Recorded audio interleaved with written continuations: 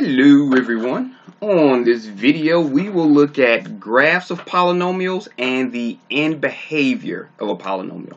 Okay, so we won't have to actually see the graph of a polynomial to figure out how the endpoints react, whether they go up and to the right, down and to the left, up and to the left, down and to the right. We'll be able to figure it out just from the polynomial itself.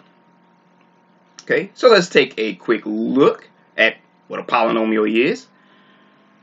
Okay, so here you have a linear polynomial or linear function, depending on what book you see or where you're looking. And a linear function or linear polynomial is just 1 degree because the variable term has at most a sum of 1. Okay, then you have the second degree polynomial, which is quadratic or a 2 degree polynomial.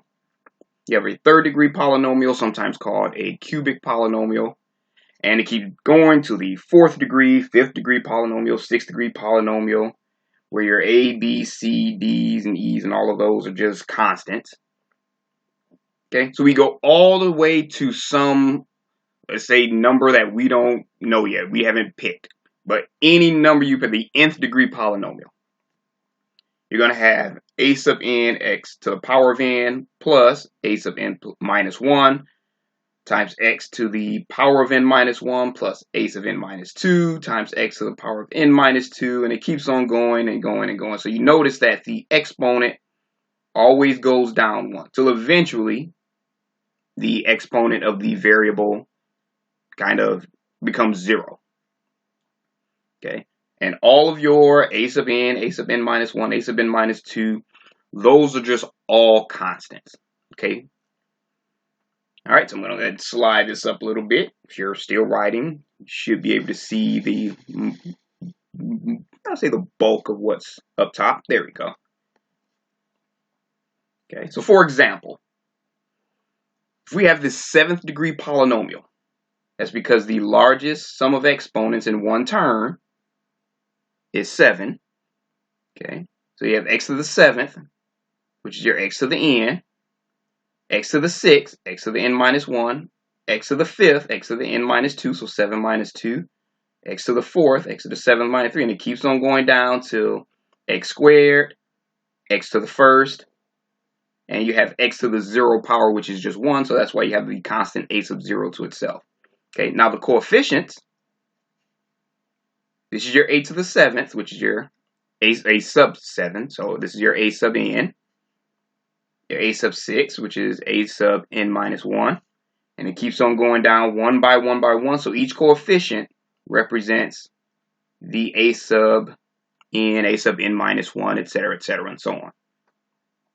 Okay, so this is kind of how the general formula for an nth degree polynomial will look, and this is just an example of what that would look like if you actually knew some of the coefficients and how many degrees that polynomial is.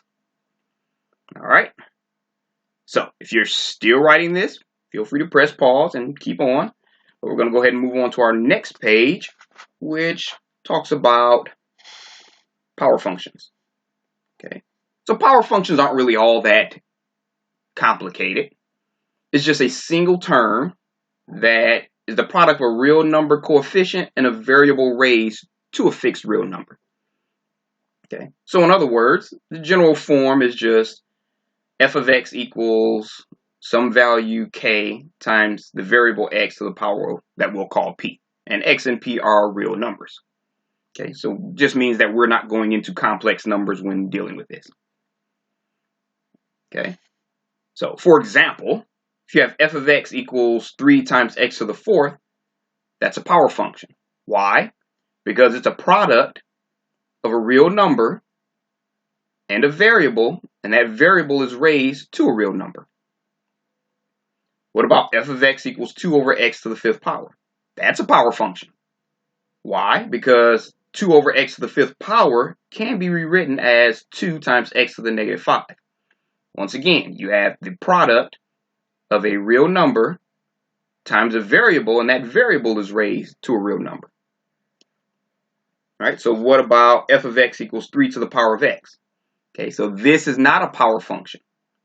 Okay, so you remember it has to be a product of a real number, coefficient, and a variable. This is not the coefficient, this is the base. And this is the exponent, which is a variable. These two are not multiplied. This is 3 raised to the power of x, not 3 times x to the something power. So this is not a power function. Okay, so that's how you would kind of differentiate between the two. All right. Okay, so if you're still writing this, feel free to press pause, but we're going to go ahead and move on to our next page, where we start to look at how to determine the end behavior of our polynomials. Okay, so a polynomial of degree 2 or higher would not have sharp corners or breaks in the graph. Okay, so by sharp corners or breaks in the graph, that means like absolute value functions. You won't have those sharp corners. Okay, so for example, you have this graph here. Okay, notice no sharp corners. This is meant to be smooth. Hopefully it doesn't look like a sharp corner to you. But no sharp corners and no breaks. So all of these up here are examples of polynomials. Okay, but go up a little bit. If you notice here, sharp corner. So this is not a polynomial. Notice here, sharp corner. This is not a polynomial. Notice here, this is a piecewise function, which is not a polynomial. Okay, not saying these aren't functions. These are all functions. They're just not polynomial functions. All right. Okay, so if you're still writing this, of course, feel free to press pause and finish up. We're going to go ahead and move on to our next page, where we look at the degree of a polynomial. Okay, so the degree of a polynomial function is just the sum of the variable exponents in that term. Okay, so that you get all of your terms together, and whichever term has the highest degree, that's the degree of the entire polynomial. Okay, so let's say for this example, if you have f of x equals 3x squared plus 2xy plus 3xy to the third plus 7. Find the degree of the polynomial. Okay, so if we solve this one, I'm just going to go ahead and rewrite it. We have f of x equals 3x squared plus 2x is the same as x to the first power. And y is the same as y to the first power. Plus 3x to the first power, y to the third power. Remember, when you have just a variable, that's the same as saying that variable to the first power. Plus 7. And since it's just a constant by itself, remember, x to the power of 0 equals 1. So if you want to, you don't have to, you can put x to the power of 0. Okay, so here, if we add up the exponents of all the variables in this term, remember your terms are separated by plus and minus signs. Okay, so if you see here, you only have one variable and one exponent, so this is degree of 2. Degree of 2. Now we go to this one. We add these exponents together, you have 1 plus 1, so you have a degree of 2. 1 plus 1, degree of 2. Okay, same thing here. If you notice, this has an exponent of 1, this has an exponent of 3.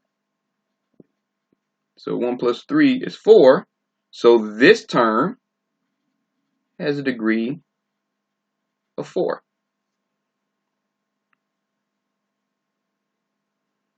Okay, and we see here, this exponent is 0. So this term has a degree of 0.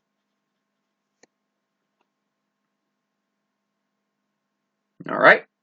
So now we look and see which term has the largest degree.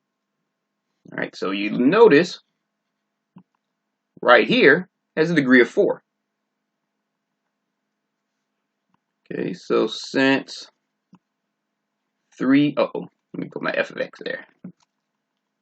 Since f of x equals 3x squared plus 2xy plus 3x y to the third plus 7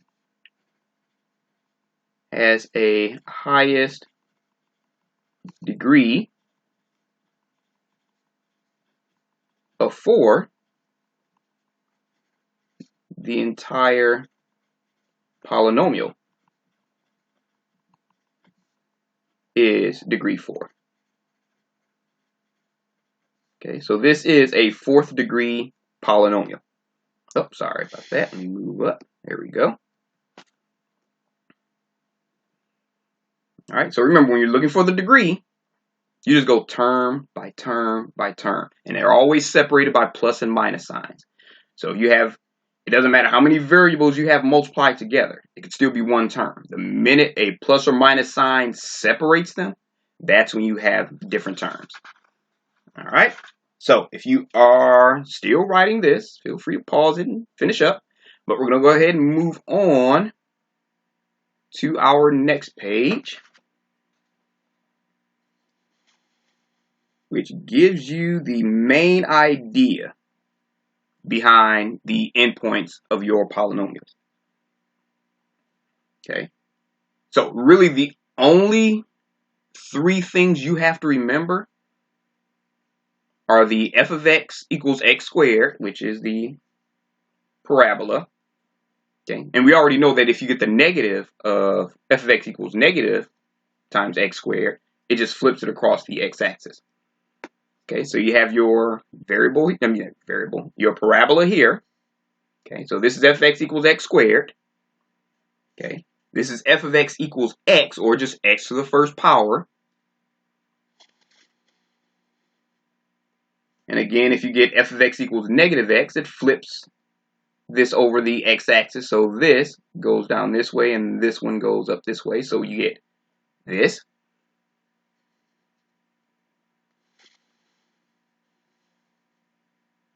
Okay, so we're going to go back up to the top in a second.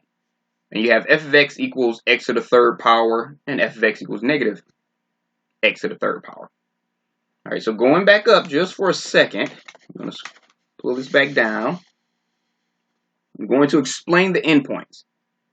So you notice as this graph is going further to the right, your f of x or your y value is getting bigger and bigger.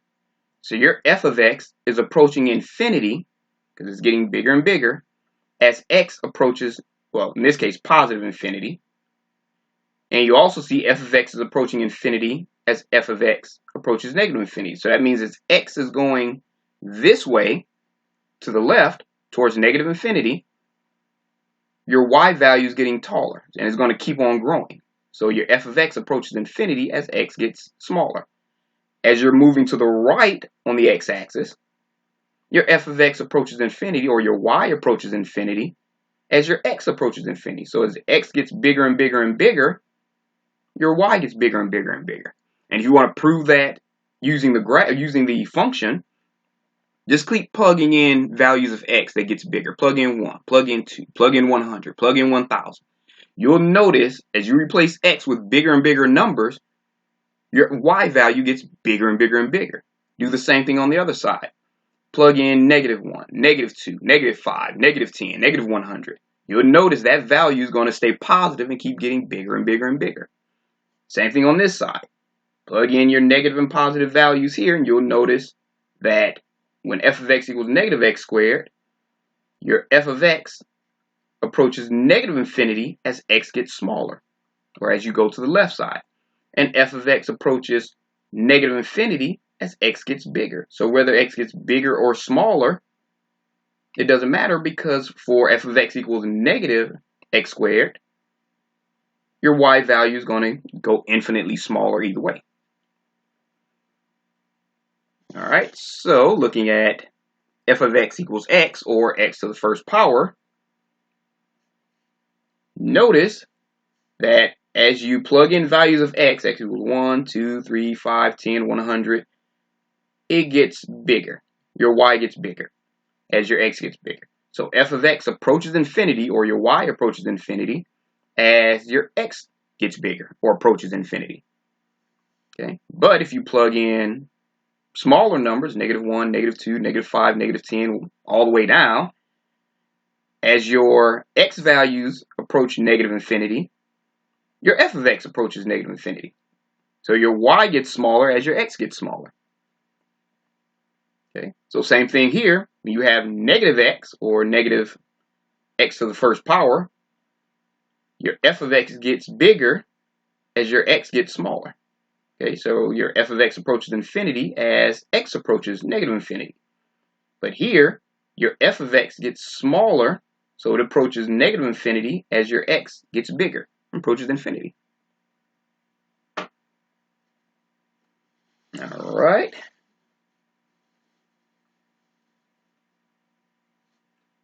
And for f of x equals x to the third, you notice that x approaches -infinity as x approaches f of x approaches -infinity as x approaches -infinity. So as your x gets smaller, your y gets smaller. So your y keeps on going as you move to the left. Same thing, as your x gets bigger, your y gets bigger. So your f of x approaches infinity as x approaches infinity. Here, f of x equals -x to the third. Your f of x approaches infinity as x approaches -infinity. And your f of x approaches -infinity as x approaches infinity. So as your x gets bigger, your y gets smaller and smaller and smaller. And here, as your x gets smaller, your y gets bigger and bigger and bigger. Okay. All right. So if you're still writing this, I know it's quite a bit to get down, but if you're still writing, feel free to pause it and finish up. But we're going to go ahead and move on to our next page, where we talk about the general idea of what I just showed you. Okay, so in general, just overall gist of it, we noticed that on the previous page, for the ones where the f of x approaches -infinity as x approaches -infinity, the endpoint went down to the left. And when f of x approaches infinity as x approaches infinity, it went up and to the right. Now you notice that's really similar to f of x equals x to the third. Down to the left, up to the right. So in other words, if you have a function where your leading exponent is odd, your n is odd, and your leading coefficient is positive, then you know it goes up to the right and down to the left. Now, we have no idea what goes on in between those two. These could go all over the place and wobble back and forth, but we know that for the endpoints, it goes down to the left and up to the right, just like f of x equals x to the third. Odd exponent, coefficient is a 1, since there's nothing there. Same thing here. If you notice, if you have a function where your f of x approaches infinity as x approaches -infinity, and f of x approaches -infinity as x approaches infinity, you know that if your lead exponent is odd and your lead coefficient is less than 0 or negative, that these are the endpoints you're going to have. Once again, we have no idea what's going on inside of here, but we know for those endpoints is going to be really similar to f of x equals -x to the third power, where it goes up and to the left and down and to the right. Okay, so same thing here. We scroll up.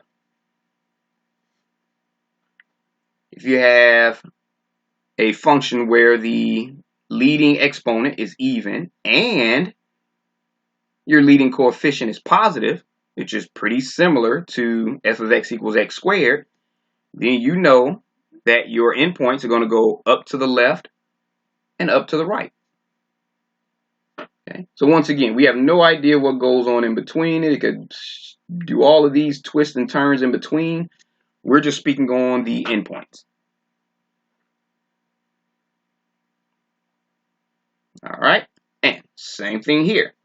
If you have a graph where the leading exponent is even and your lead coefficient is negative, which is pretty similar to f of x equals x squared, it's going to go down to the left and down to the right. Okay. Once again, we have no idea what's going on inside here, but we know that those endpoints are going to go down to the left and down to the right. All right. So I know this is a lot to try and jot down. So if you're still writing this, by all means, feel free to pause it and finish up. But we're going to go ahead and jump to a few examples.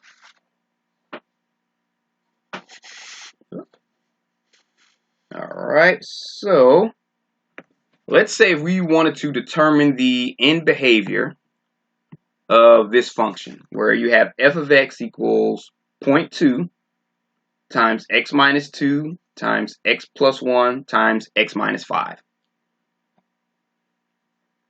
Okay. Now with this, you could, if you wanted to, you could FOIL these out and then distribute and all of those and combine like terms, but that's a lot of work.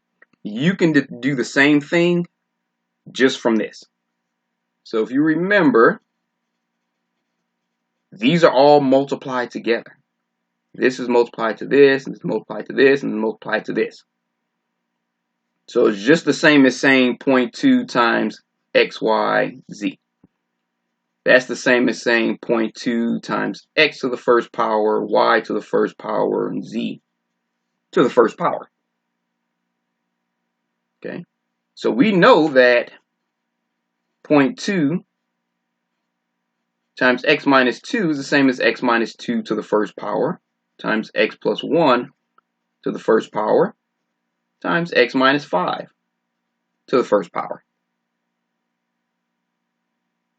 Okay, so if this factor has a degree of 1, and this factor has a degree of 1, and this factor has a degree of 1, we know that this has a degree of 3, or it is odd. Well, in this case, n is odd.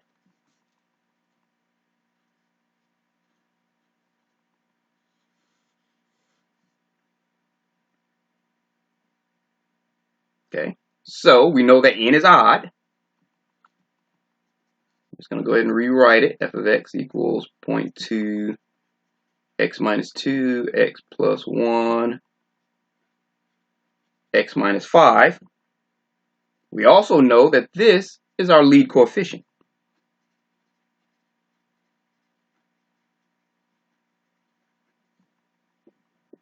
Okay, so our lead coefficient, which is our a sub n. Okay, so we know that 0.2 is positive.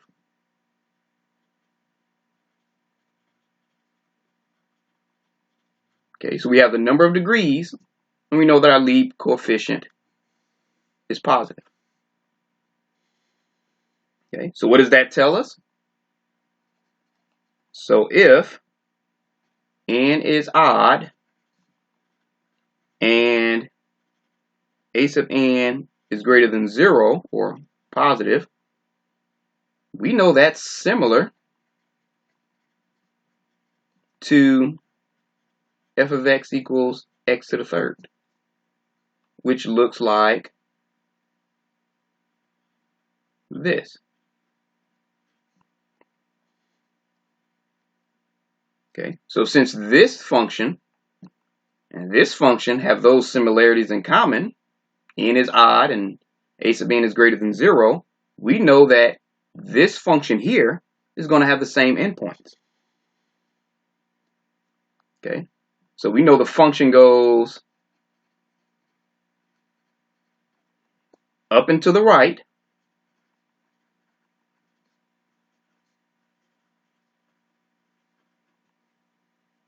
which means f of x approaches infinity as x approaches infinity, and down and to the left. Because remember, this goes up and to the right and down and to the left. Oh, sorry about that. Down and to the left. Which means that f of x approaches negative infinity as x approaches negative infinity. Okay, so whenever your function goes up and to the right, it's f of x approaches infinity as x approaches infinity. If it goes down and to the left, it's f of x approaches negative infinity as x approaches negative infinity. All right. So if you are still writing, feel free to pause it, but we're going to go ahead and move on to another example.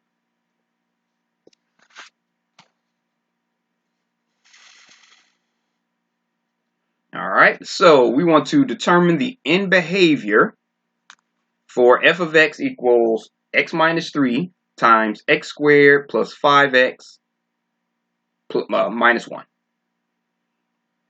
All right, so let's go ahead and look at that one.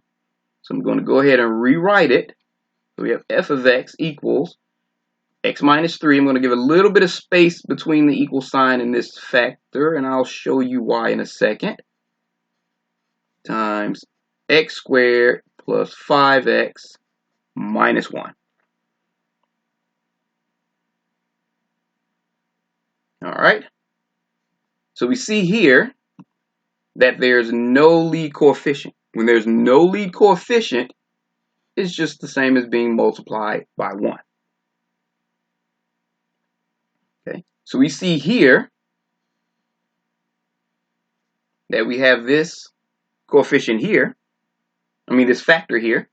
So we have x minus 3, which is the same as saying x minus 3 to the first power. Okay, and this x squared plus 5x minus 1, we don't have to make this to the first power because this is a second degree polynomial. Okay, so we have a degree of 1 plus a second degree polynomial. So this is actually a third degree polynomial. So we know that n is odd. Okay, what else do we know? We know that our lead coefficient is greater than 0. So it's positive.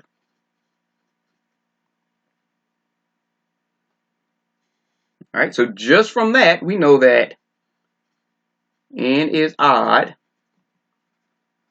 and a sub n is greater than 0 or positive.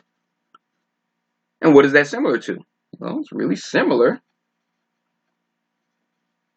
to x to the third, just like the previous example. Okay, so we know that x to the third, again, our a sub n is positive, so it goes up and to the right.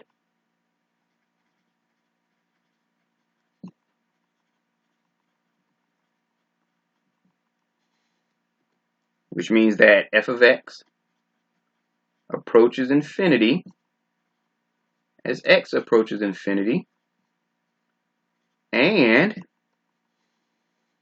we know that f of x approaches negative infinity as x approaches negative infinity because it goes down and to the left.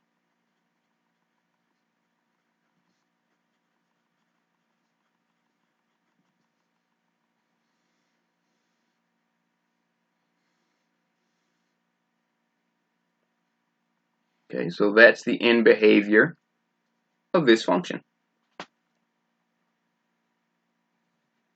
All right. So if you are still writing, of course, feel free to press pause. But we're going to go ahead and move on to the next example. Okay. So for this one, we want to determine the end behavior for f of x equals negative 5x times 2x plus 1 times x plus 1 times x minus 3. Okay, so I want you to go ahead and press pause and try to solve this one on your own.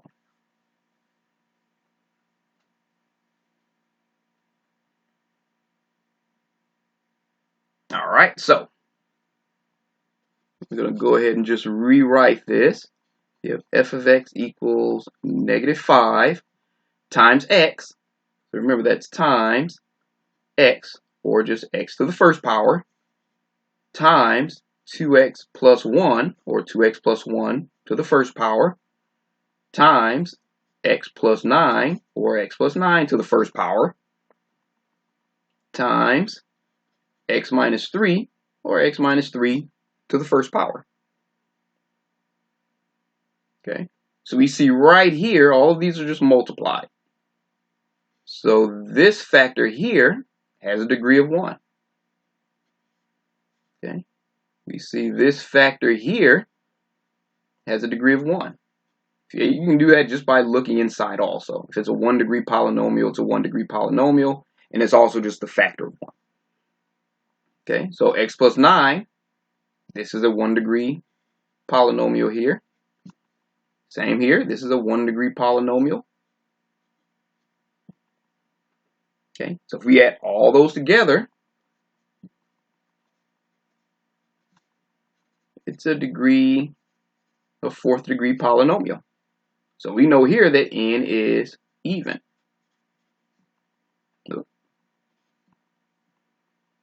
Okay, well, what else do we know? We know our lead coefficient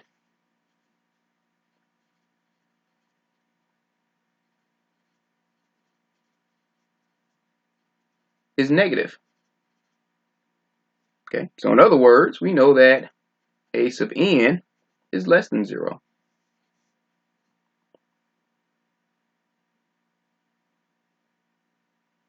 All right, so those two things let us know that n is even and a sub n is less than 0, or negative. What is that similar to? Well, it's really similar to f of x equals negative x squared. Let me write the little picture of the graph. F of x equals negative x squared looks like that. Okay, so we know that this function goes down and to the left and down and to the right. Okay, down to the right. Doesn't matter which one you write first, which means that f of x approaches negative infinity as x approaches infinity, and it goes down and to the left.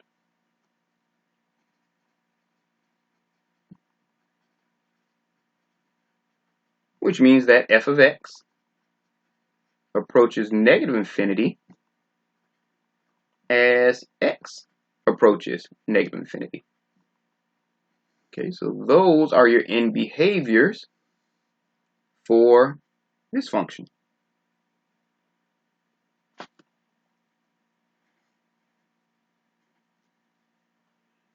All right, so if you are still writing, feel free to press pause, but we're going to go ahead and move on to our next example. Just want to make sure you get it. All right, so we're going to determine the end behavior for f of x equals negative 3x times 4x to the third minus 1 times 7x squared plus 1 times x plus 1. All right, so we're going to go ahead and press pause because I want you to try this one on your own.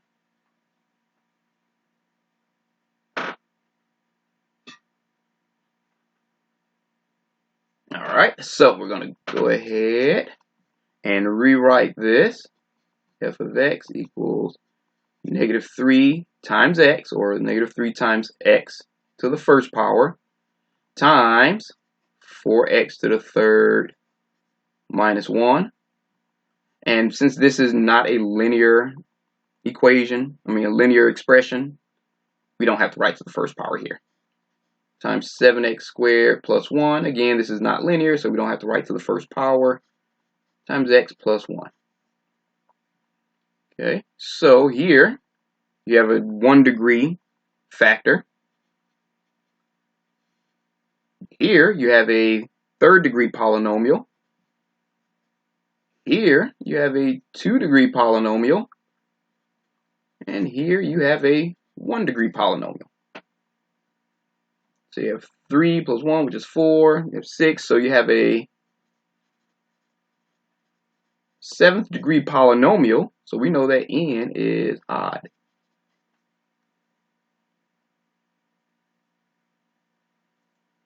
Okay, so what else do we know? We know that that lead coefficient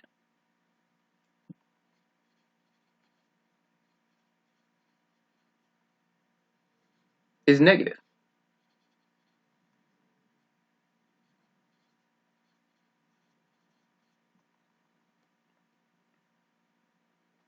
Okay, so we know that n is odd and a sub n is less than, let me rewrite that, looks a little too much like a 9, there we go. And a sub n is less than 0, where your lead coefficient is negative. What is that similar to? That's pretty similar to f of x equals negative x to the 3rd, because that looks like that.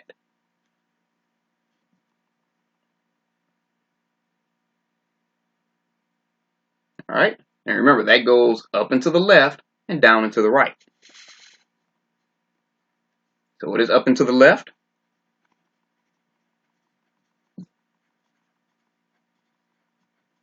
Well, that means that your f of x approaches infinity as x approaches negative infinity. And it goes down and to the right. So what is down and to the right? Let me move this up a little bit.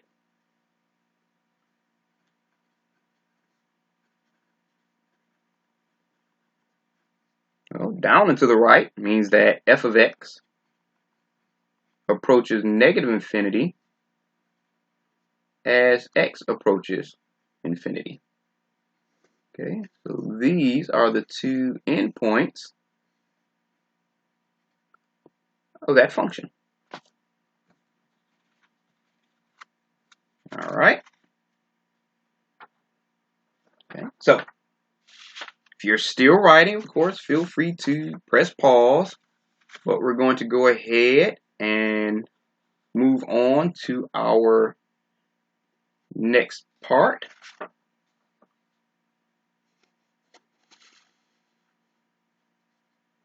We're going to take a quick look at how to find the intercepts when they're already factored like this.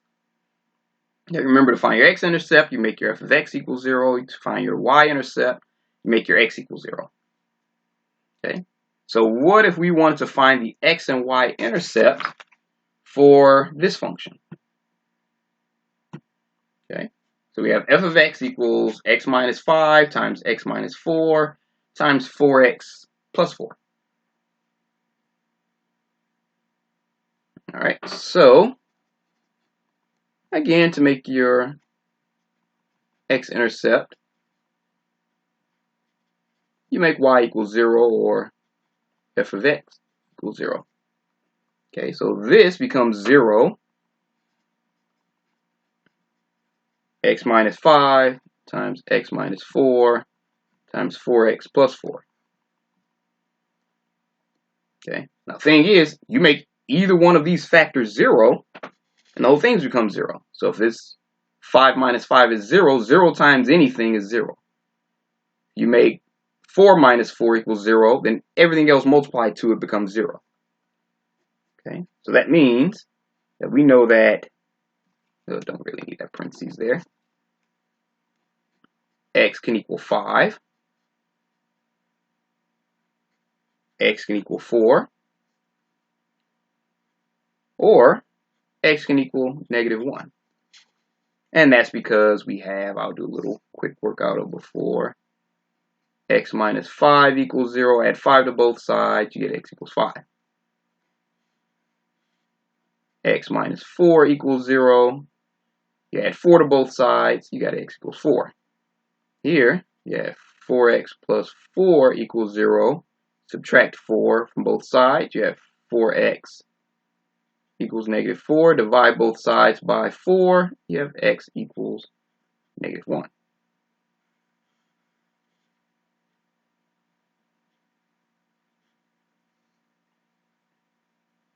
Okay, so we know that all of our possible x-intercepts would be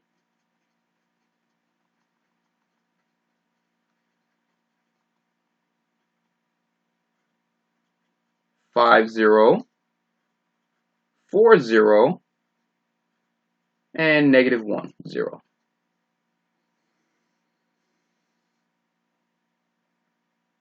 Okay, now to find our y-intercepts, we just make our x equals 0. So we start at f of x equals, instead of x minus 5, it becomes 0 minus 5. And 0 minus 4, and 4 times 0 plus 4. Okay, so remember y-intercept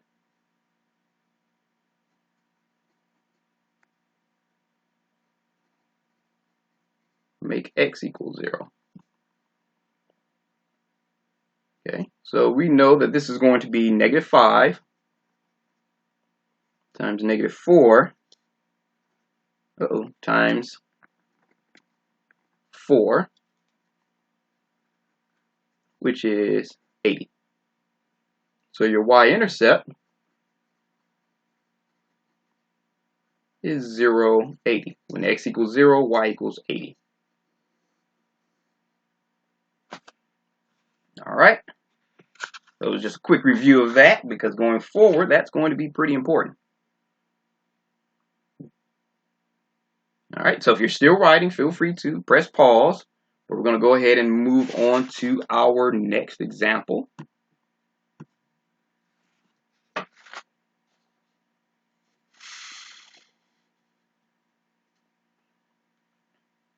Okay, so sometimes finding the x-intercept will be called finding the zeros of a polynomial. Okay, so just because the wording's different, the only thing that's going to change is when you're finding the zeros, you're not going to write it as an intercept point. You're just going to leave it as the x values. Okay, so in other words, let me go back to the previous page really quick. When they ask you to find the zeros, you'll actually stop right here. Okay, you won't write it as that. Okay, so what I want you to do is go ahead and press pause and try this one on your own.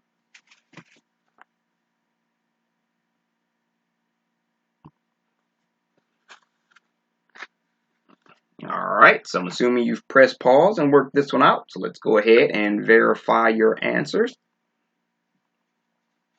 Okay, we know that find the zeros is the same as saying find the x-intercept.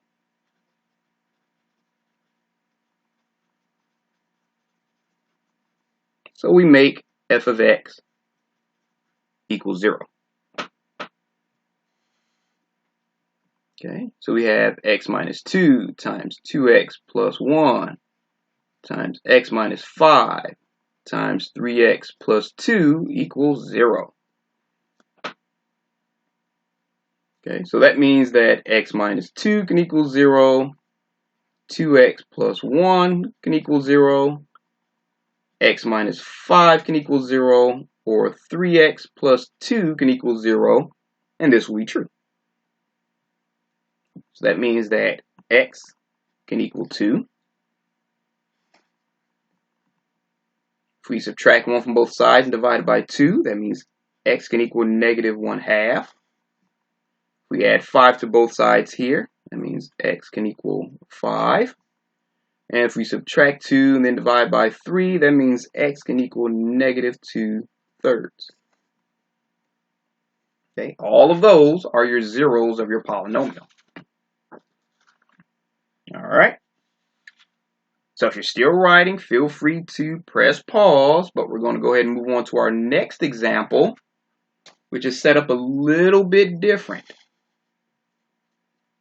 Okay, we want to find the zeros of the polynomial f of x equals x to the third plus 7x squared minus 9x minus 63. Okay, so sometimes you will have to factor it on your own. They won't already come to you factored. Okay, so I want you to give this one a try. See if you remember how to factor cubic polynomials. So I want you to press pause and try this one on your own.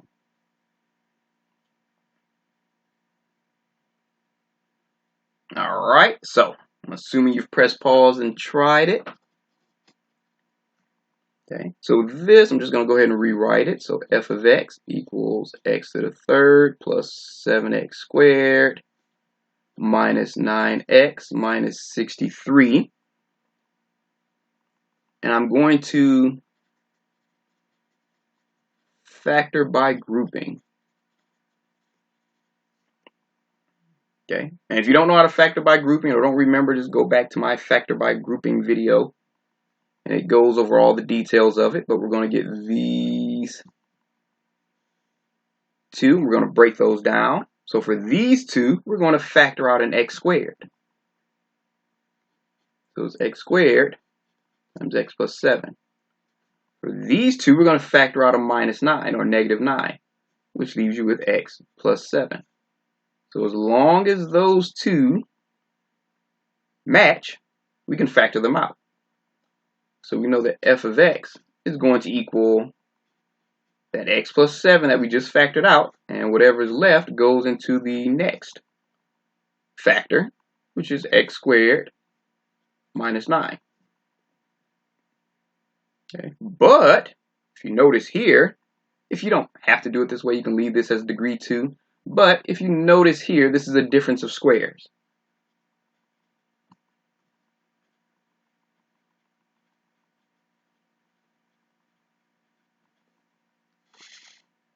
Okay, so that means we have f of x equals x plus 7 times x minus 3 times x plus 3. Okay, so to find the zeros,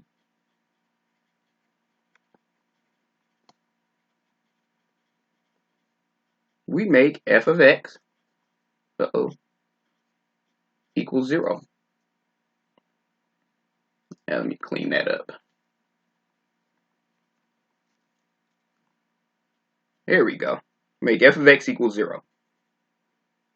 Okay, so that means x plus 7 times x minus 3 times x plus 3 equals 0. Let me straighten that out. There we go. So that means x plus 7 can equal 0, or x can equal negative 7. Or x minus 3 can equal 0. Add 3 to both sides, x can equal 3. Or x plus 3 can equal 0. Subtract 3 from both sides. X can equal negative 3. Okay. So those are your zeros. All right. So if you're still writing, feel free to press pause. But we're going to look at how to discover the equation when you just have the graph. Okay, so I'm going to go ahead and move on to the next page. Okay, we're going to look at our polynomial, factored polynomial general form, which is what we've been working with so far. You have f of x equals x minus x sub 1 to the power of p plus x times x minus x sub 2 to the power of p sub 2 times x minus x sub 3 times to some power. Okay, so your p sub 1, p sub 2, p sub 3, your p sub, we'll call them p sub I. Those are all your powers of the factor, or your multiplicity of the factor. Okay, so this is what we're going to use. So sometimes you may see the wording. So I want you to understand that multiplicity of the power and of the factor and power of the factor, same thing. Okay, so first thing we're going to do, we're going to find the x-intercept. Okay, Then we're going to determine the multiplicity of each factor, or the power of each factor. Okay, and this is how we're going to do that. If the graph crosses the x-axis, the multiplicity of that factor is odd at that point. But if the graph just touches it or bounces back off, then the multiplicity of that factor is even. Okay, so if it crosses, it's odd, but if it bounces off or just touches it and turns back around, it's even. Okay, then we're going to find the smallest degree polynomial that would make this step true. And again, we're going to go through all this in the examples. Okay, and then the last thing you're going to do is you're going to solve for your unknown lead coefficient A. Okay. And with this one, using the y-intercept is usually the easiest way because it turns all of your x variables to 0. You can just multiply it out. This is usually the easiest way. Of course, there are multiple ways to do it, but this is usually the easiest. All right. So if you're still writing down these steps, feel free to pause it and finish up. But we're going to go ahead and move on to our first graph. Oh, actually, I want to tell you one more thing before we do that. Okay, so if a polynomial has degree n, then we know that at most there are n-1 turning points. Okay, so in other words, you know that if you have a number of, if you count the number of turning points and you add 1 to it, that's how many degrees the polynomial is going to be. Okay, so that's just something that we're going to really need. Now we're going to go to our example. Oh, if you're still writing, feel free to pause it and finish up. All right, so what if we have a problem that looks like this? Okay, so we say that from the graph below, it has degree 4. Find the factor equation. Well, what if they didn't tell us it had degree 4? Well, we know here you have, it goes up, then it changes directions. It goes up, it changes directions. And here it goes up and changes directions. So with 3 turning points,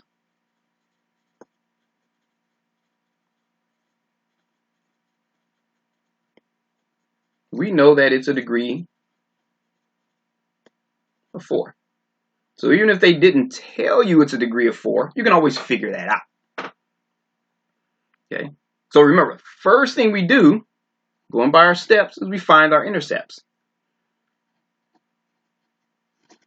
So we find the intercepts, or the x-intercepts.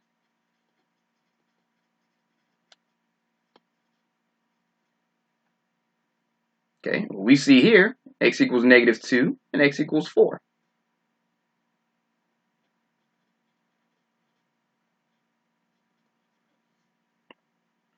Okay, so what we're going to do is we're going to make that our x sub 1, and we're going to make this our x sub 2. So that gives us some place to start. So we know that we're going to start with f of x equals, and remember, we're going from, let me go back and get the other sheet.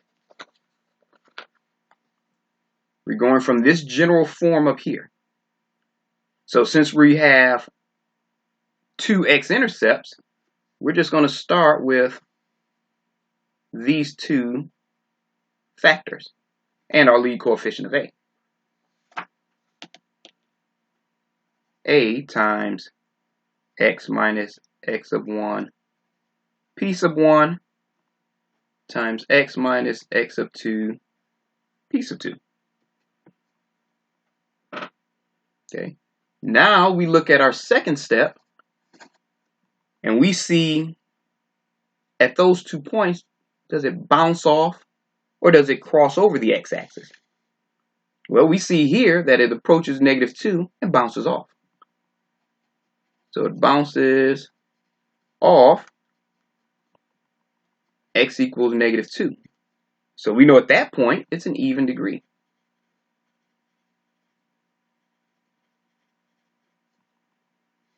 Okay, same thing here. We notice it bounces off.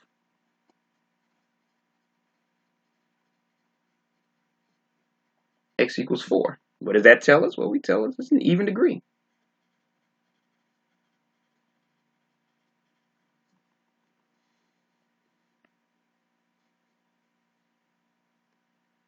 Okay, so we have to sit back and ask ourselves, okay, if we have an even degree and an even degree, which brings us to our third step, what's the smallest value that can make this an even degree?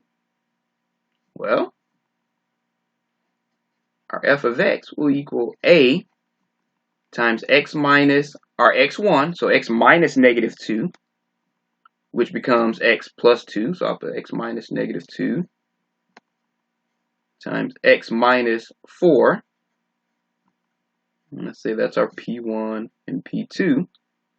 So the smallest power, since we know this is even and this is even, that can make this 4 is for both of those to be 2.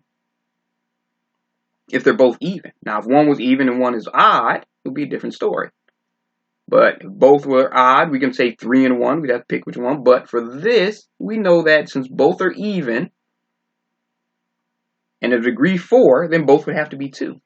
So that means f of x would have to equal a times x plus 2 squared times x minus 4 squared. All right. Again, you see this has a degree 4. Okay, now our fourth step is to solve for our a.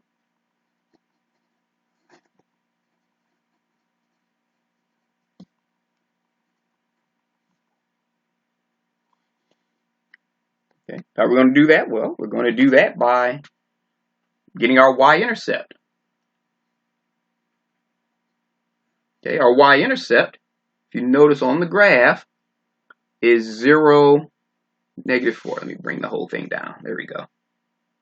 Our y-intercept is 0, negative 4.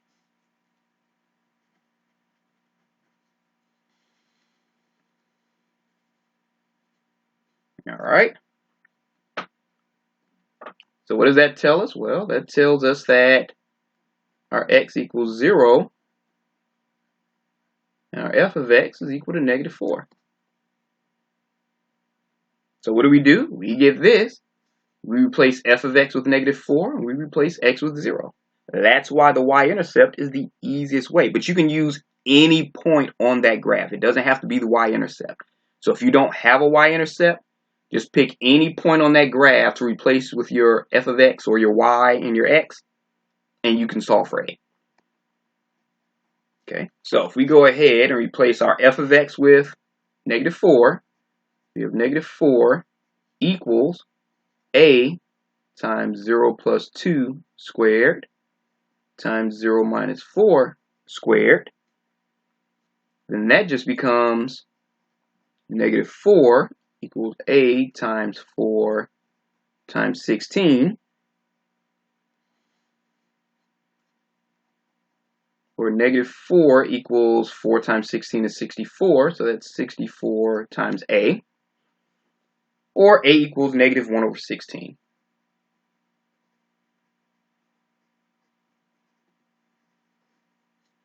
Okay, so now you just go ahead and replace that a. So you have f of x equals negative 1 over 16 times x plus 2 squared times x minus 4 squared. And that's the equation of our graph up top. Okay, so I'm going to move that back down. So if you are still writing, by all means, go ahead and press pause and finish up. But we're going to go ahead and move on to our next example. All right.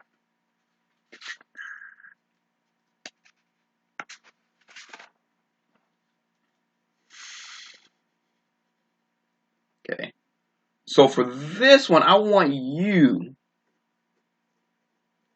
to press pause and give it a try. All right. So go ahead and do that and use all of the examples from the previous page to try and do this one on your own. Excuse me. All right, so I'm assuming you've pressed pause and you go ahead and work this one out. So let's go ahead and verify your answer. Excuse me. Ooh. Now, if you notice, that's why I showed you how to find the degree on the previous example. Because on that previous example, they gave you the degree. On this one, they did not. So don't always expect them to give you the number of degrees. But you can find out on your own because you have a turning point, a turning point, and a turning point. Okay, so there are three turning points. So the degree equals 4. 3 plus 1. That's why I showed you how to do that on the previous example, because sometimes they aren't so nice as to give you the number of degrees, but you don't need them to be nice if you know how to figure that out on your own. Okay, so we go ahead to our first step. Find our x-intercepts.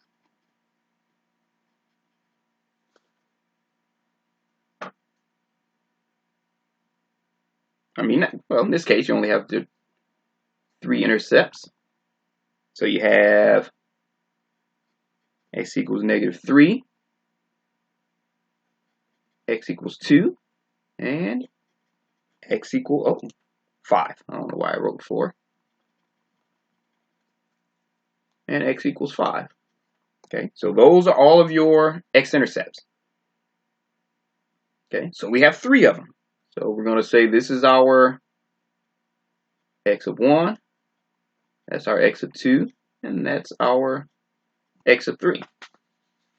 Okay, so just going off of this page here, our general form, we have 1, 2, 3. So we're going to start off with those 3. We're going to start off with those 3. Okay, so the number of intercepts will always let you know where to start off. Start with f of x equals a times x minus x1 to some power times x minus x2 to some power times x minus x3. Again, to some power. We'll call that 1, 2, and 3. Okay, so now we have some place to start with. And again, if you want to, you can plug in your -3, your 2, and your 5 into your x1, x2, and x3. I just always kind of wait. Okay, so now we go to our second step. Okay, what does it do? It crosses x equals -3.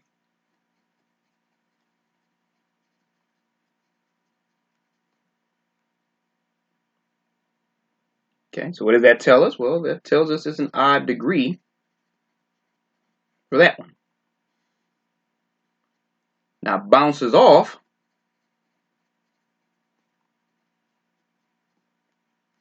x equals 2. So we know that's an even degree.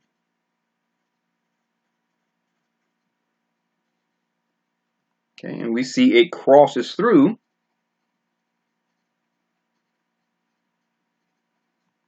and that's going to be clear that up. That's bugging me. There we go. It crosses through x equals 5. So it lets us know it's an odd degree. Okay, so hopefully you're starting to kind of see the patterns here. Okay, so now that we have all of those, we can go ahead and plug it in. Okay, leading to our third step. So we have f of x equals a times x minus x1. And we know our x1 is -3. So x minus -3 to the power of piece of 1 times x minus our x of 2, just 2, to the power some unknown piece of 2 times x minus x of 3 to the power, well, instead of x of 3, I should have put 5. To some unknown power. Okay, so we know that this is odd, this is even, and this is odd. Okay, just from step 2. Okay, now we know we have a degree of 4. So we have to figure out what plus what plus what, where we have an odd, an even, and an odd, will give us degree 4. Well, if you think about it, f of x equals x plus 3, x minus 2, x minus 5. If this is odd, and this is even, this to the first power, this squared, and this to the first power gives you a degree of 4. 1 plus 2 plus 1. Okay, so we know this is degree 4.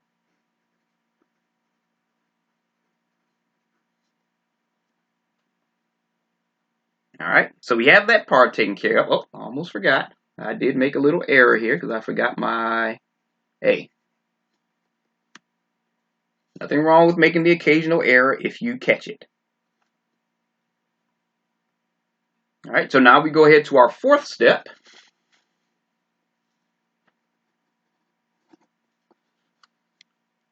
Where we have to solve for A. So we use our y-intercept. And our y-intercept, let me scroll back up, is 0, negative 2. Alright. And what does that tell us? That when x is equal to 0, f of x equals negative 2. Alright, so I'm going to use this space over here to finish this up. So we have negative 2, I'll use this one, negative 2 equals A. Remember, x is equal to 0, so that's 0 plus 3 to the first power, times 0 minus 2 to the second power, times 0 minus 5 to the first power. So that gives us negative 2 equals A times 3 times 4 times negative 5. Negative 2 squared is positive 4. So that gives us negative 2 equals negative 60A. Multiply all those together times A is 60A. So that means A is equal to 1 over 30. Positive 1 over 30 because negative divided by negative is positive. So since we're kind of out of space, I'll write our final answer here. So now that we know what A is, we just plug it in. So f of x equals 1 over 30 times x plus 3 times x minus 2 squared times x minus 5. And that is our final answer. All right. So, again, if you're still writing, please feel free to press pause. But hopefully, this all made sense to you. And I will see you on the next video.